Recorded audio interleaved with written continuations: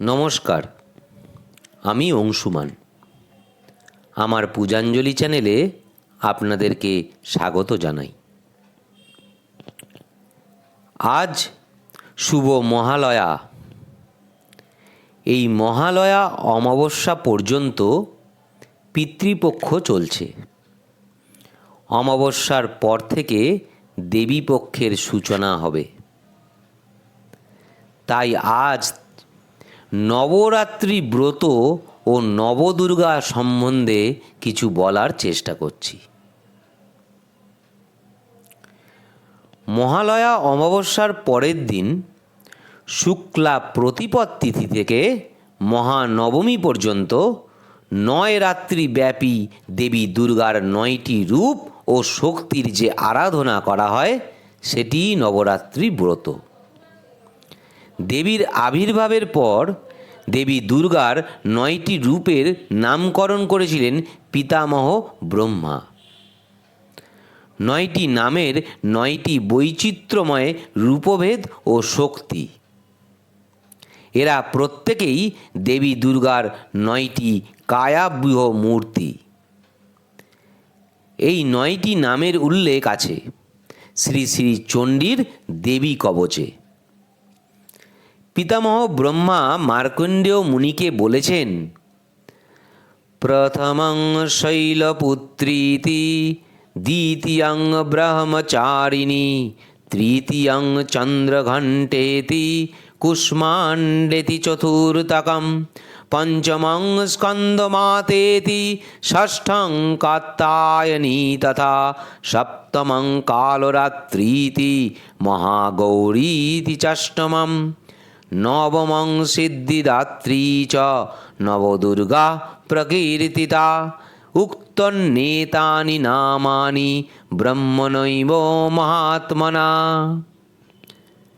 জেনে রাখা ভালো, কাশীধামে নবদুর্গার 9টি পৃথক মন্দির আছে।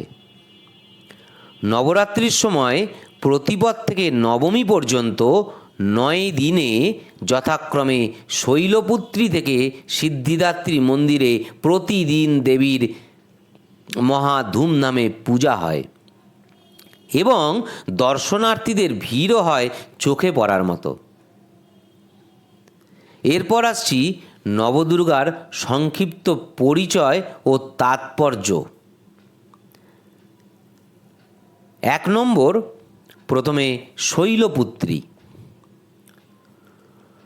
নবরাত্রির প্রথম দিন প্রতিপদ তিথিতে পূজিতা হন শৈলপুত্রী। কুর্মপুরাণে আছে দেবী দুর্গা শৈল বা পর্বতের ভক্ত ছিলেন।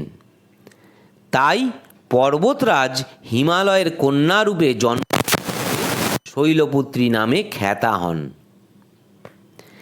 দেবীর বাহন বৃষ, দেবী দ্বিভুজা, বাঁ হাতে তার পদ্মফুল আর ডান হাতে ত্রিশূল। তিনি অপূর্ব রূপে রূপবতী ও লাবণ্যময়ী। পূর্বজন্মে প্রজাপতি দক্ষ রাজার কন্যা ছিলেন দেবী দুর্গা। তখন তিনি সতী নামে অভিহিতা ছিলেন। ভগবান শঙ্করের সঙ্গে তার বিবাহ হয়। একবার দক্ষ প্রজাপতি এক বিশাল যজ্ঞ করেন, কিন্তু এই যজ্ঞে নিমন্ত্রণ পাননি জামাতা শঙ্কর।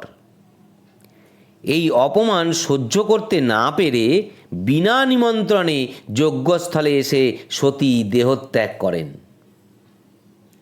দেহত্যাগের পর শৈলরাজ হিমালয়ের কন্যারূপে সতী আবার জন্ম নেন। তখন তার নাম হয় শৈলপুত্রী। তাতে 3টি কার্যসিদ্ধি হয়। 1 নম্বর, অসুরদের অত্যাচার থেকে দেবকুল রক্ষা পায়। 2 নম্বর, হিমালয়ের ইচ্ছা পূরণ হয় এবং সর্বশেষে 3 নম্বর, শিবের তপস্যা পরিপূর্ণ হয়। এই হলো শৈলপুত্রী সম্বন্ধে সামান্য ব্যাখ্যা। এরপর আসছি দ্বিতীয়, ব্রহ্মচারিণী। হরপ্রিয়া দেবী দুর্গার নবরাত্রিকালের দ্বিতীয় দিনে দ্বিতীয়া তিথিতে ব্রহ্মচারিণীর পূজা হয়। ব্রহ্ম শব্দের অর্থ এখানে তপস্যা। দেবর্ষি নারদের পরামর্শে কঠোর ও নির্মম তপস্যা শুরু করেন দেবী। উদ্দেশ্য ভগবান শিবকে পতিরূপে বরণ করা। প্রথমে গাছ থেকে ঝরে পড়া বেলপাতা খেয়ে 3000 বৎসর তপস্যা করেন। পরে আরও কয়েক হাজার বৎসর নির্জলা তপস্যা করেন দেবী। এই কঠিন তপস্যার জন্য দেবীকে বলা হয় তপশ্চারিণী বা ব্রহ্মচারিণী। দেবী স্বয়ং জ্ঞান দান করেন সৃষ্টিকর্তা ব্রহ্মাকে, দেবরাজ ইন্দ্রকে। ব্রহ্ম জ্ঞান দান করেন ভক্তদের। এরপর আসছি তৃতীয় চন্দ্রঘণ্টা। নবরাত্রির তৃতীয় দিনে অর্থাৎ শুক্লা তৃতীয়ায় পূজার্চনা ও আরাধনা করা হয় দেবী চন্দ্রঘণ্টার। দেবীর গায়ের রং সোনার মতন উজ্জ্বল, অসাধারণ রূপবতী। মাথায় মুকুট, দেবী দশভুজা। দেবীর ভঙ্গি সর্বদা যুদ্ধরতা। দৈত্য, দানব, রাক্ষস প্রভৃতি দুরাচারীগণ দেবীর ঘণ্টা ধ্বনিতে সর্বদা কাঁপতে থাকে। দুষ্টের দমনের জন্য দেবী সর্বক্ষণ তৎপর ও উগ্রভাবে বিরাজ করলেও দেবীর দর্শনে আগত ভক্তদের ও আরাধনাকারীদের কাছে তিনি অত্যন্ত শান্ত সৌম্য। এরপর আসছি চতুর্থ কুষ্মাণ্ডা। নবদুর্গার চতুর্থ রূপের নাম কুষ্মাণ্ডা। তিনি শুক্লা চতুর্থী তিথিতে পূজিতা হন। উষ্মা শব্দের অর্থ তাপ। কুৎসিত তাপের নাম হচ্ছে কুষ্মা। আদি ভৌতিক প্রভৃতি দুর্বিষহ ত্রিতাপই হচ্ছে কুষ্মা। অসু শব্দের অর্থ উদর। যিনি উদরে কুষ্মা বহন করেন তিনি কুষ্মাণ্ডা। সুতরাং দেবী কুষ্মাণ্ডা হলেন সন্তাপ ও তাপহারিণী, কল্যাণময়ী জননী।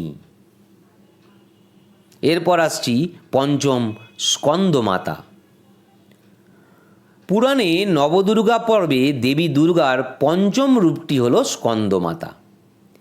এই দেবীর পূজা হয় শুক্লা পঞ্চমী তিথিতে নবরাত্রিকালে। কুমার কার্তিকেয়র অপর নাম স্কন্দ। স্কন্দের মাতা হওয়ায় দেবী দুর্গার পঞ্চম রূপ স্কন্দমাতা নামেই অভিহিত হয়েছে।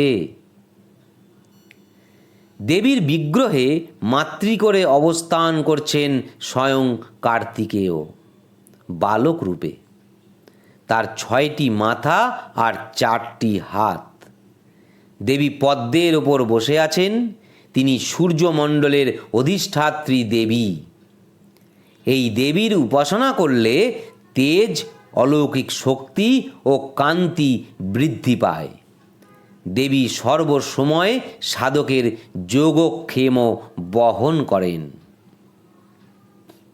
এরপর আসছি 6 নম্বর কাত্যায়নী। দেবী দুর্গার ষষ্ঠ রূপের নাম কাত্যায়নী। নবরাত্রির শুক্লা ষষ্ঠী তিথিতে দেবী কাত্যায়নীর আরাধনা হয়। মহর্ষি কাত্যায়নের গৃহে দেবী দুর্গা কাত্যায়নের কন্যারূপে কাত্যায়নের আশ্রমে আবির্ভূতা হন।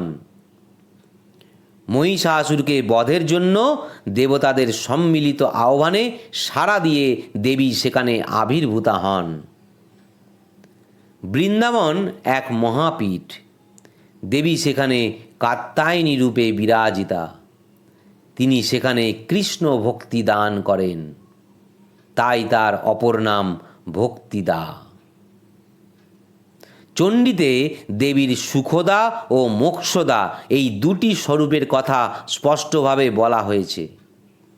চণ্ডীর শেষ অধ্যায়ে দেবীর বরফ প্রদানকালে রাজা সুরথকে সুখ ও বৈশ্য সমাধিকে মোক্ষ দান করেন। এরপর আসছি 7 নম্বর কালরাত্রি। কালরাত্রি দুর্গার একটি স্বরূপ। নবরাত্রিকালে শুক্লা সপ্তমী তিথিতে দেবী এই রূপে পূজিতা হন। ঋগ্বেদের দশম মণ্ডলের রাত্রি সূক্তে মূলত পরমাত্মাকেই বলা হয়েছে রাত্রি।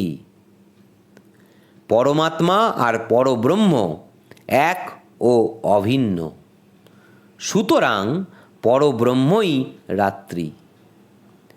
ব্রহ্মময়ী মা ওই রাত্রিরই শক্তি। যোগনিদ্রাই মহাকালিকা বা কালরাত্রি। তিনি সারা বিশ্বকে, বিশ্বের প্রতিটি জীবকে যিনি স্তব্ধ করেন, তিনি কালরাত্রি দেবী। এরপর আসছি 8 নম্বর মহাগৌরী। মহাগৌরী দেবী দুর্গার অষ্টম শক্তি। নবরাত্রিকালে অষ্টমী তিথিতে দেবী মহাগৌরীর পূজা হয়। দেবাদিদেব মহাদেব একদিন কালরাত্রি দেবীকে উপহাস করে কাল মেয়ে বলেছিলেন। দেবী অভিমানিনী হয়ে কঠিন তপস্যায় রতা হলেন।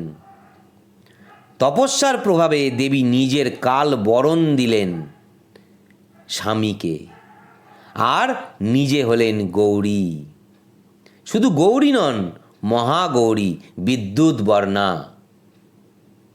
মহাকালী ছিলেন সন্তান বৎসলা, আর মহাগৌরী হলেন স্বামী সোহাগিনী। শক্তি ও শক্তিমানের অনন্ত লীলা বৈচিত্র্য। কত রূপে যে কত খেলা খেলেন তার ইয়ত্তা নেই। যারা তত্ত্বজ্ঞানী তারাই তা উপভোগ করেন। এরপর আসছি সর্বশেষ নবম সিদ্ধিদাত্রী। নবরাত্রির নবমী তিথিতে দেবী সিদ্ধিদাত্রীর আরাধনা হয়। যিনি সর্বকর্মে সিদ্ধি দান করেন, তিনি সিদ্ধিদাত্রী দেবী। তিনি সকলকে সন্তুষ্ট করেন বলে তার অপর নাম তুষ্টিকারিণী। দেবী পুরাণে বলা হয়েছে, এই দেবীর কৃপায় সিদ্ধিপ্রাপ্ত হয়েছেন স্বয়ং ভগবান শঙ্কর। শিবের অর্ধেক শরীর দেবীর দেহ হয়েছিল তাঁরই অনুকম্পাতে। সেজন্যই তো দেবাদিদেব জগৎ জুড়ে প্রসিদ্ধ অর্ধনারীশ্বর নামে সিদ্ধিদাত্রী দেবীর কৃপায় সংসারের সকল জীব, যোগী, ত্যাগী, সাধক, ভক্ত, গৃহী, ধনী, দারিদ্র সকলের মঙ্গল কাটে, পূর্ণ সিদ্ধি লাভ হয়। নবরাত্রিতে পূজিতা নবদুর্গার সংক্ষিপ্ত বিবরণ আমি পরিবেশন করলাম। দেবীর কৃপায় সামান্য কিছু যদি তৃপ্তিদান করতে পারি, তাহলে আমি নিজেকে কৃতার্থ মনে করব। যদি আপনাদের এই ভিডিওটি ভালো লাগে, অবশ্যই সাবস্ক্রাইব করবেন, লাইক দেবেন এবং পুজোতে আনন্দে কাটাবেন। সুস্থ থাকবেন। ধন্যবাদ।